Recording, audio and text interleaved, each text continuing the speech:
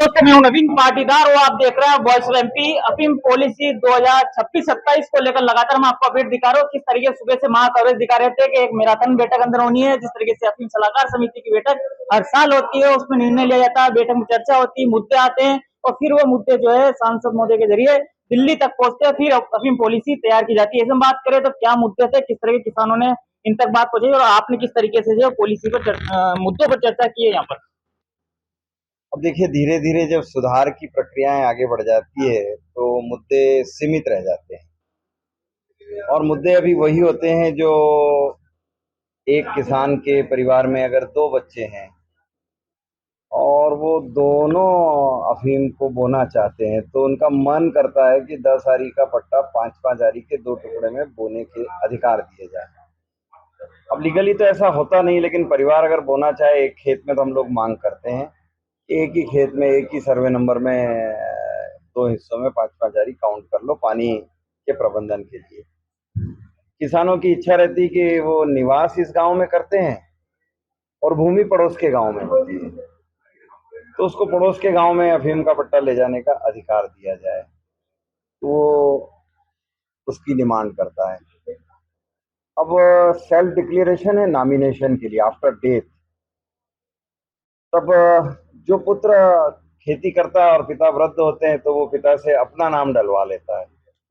इन सब प्रतिनिधियों का, जो सलाहकार समिति के सदस्य, इनका डिमांड था कि पत्नी के जीवित रहते हुए किसी और का नाम फर्स्ट पे न डाला जाए। जब पति के नाम से लाइसेंस है और पत्नी जीवित है तो पत्नी का ही नाम डाला जाए, ताकि पत्नी के जो अधिकार हैं वृद्धावस्था में उसका केयर करने वाला जो सिस्टम है वो जीवित रहे। ऐसे अच्छे अच्छे सुझाव दिए हैं। अच्छा, एक आपने जो है बैठक में कहा है कि राजस्थान से कई लाइसेंस ट्रांसफर हुए हैं इधर, तो किस तरीके की। मैंने तो बैठक में ऐसा कुछ कहा नहीं है और बैठक का बात आपके पास आ गया है तो बड़ा खतरनाक हो जाएगा। लेकिन ये किसान लोग नहीं चाहते हैं कि इस किस्म के लाइसेंस आए राज्यों में। कोई जेन्युइन लाइसेंस है वो लाइसेंस आना चाहिए कि जिसने अपना लैंड ही शिफ्ट कर लिया हो, जिसका परिवार शिफ्ट हो गया हो, या पिता उधर है और पुत्री इधर है और घर में कोई बच्चा नहीं है, ऐसे लाइसेंस जेन्युइन लाइसेंस होते हैं। और बाकी तो किसने क्या कहा है वो अंदर की बातें हैं, वो फोरम पर आती है, जब आएगी तब आती है। एक और बात आपने कही है कि किसान भ्रमित होती है, सीबीएन का नाम बदला जाए और ये ड्राफ्ट आप वहाँ रखेंगे, तो ये क्या था अंदर, किस तरह के नाम बदलने को लेकर। नहीं नहीं, ऐसा नहीं है। ऐसा तो मैंने ऐसा कुछ नहीं कहा है, लेकिन जो मंशा रहती है वो ये थी कि सेंट्रल ब्यूरो ऑफ नारकोटिक्स है और स्टेट नारकोटिक्स है। जब गांव में नारकोटिक्स जाता है तो वो समझते हैं कि सेंट्रल का नारकोटिक्स आ गया और वो स्टेट का नारकोटिक्स होता है। तो मैंने तो इनसे कहा कि ये सजेशन है, कोई ना मेरे हाथ में ना इनके हाथ में है।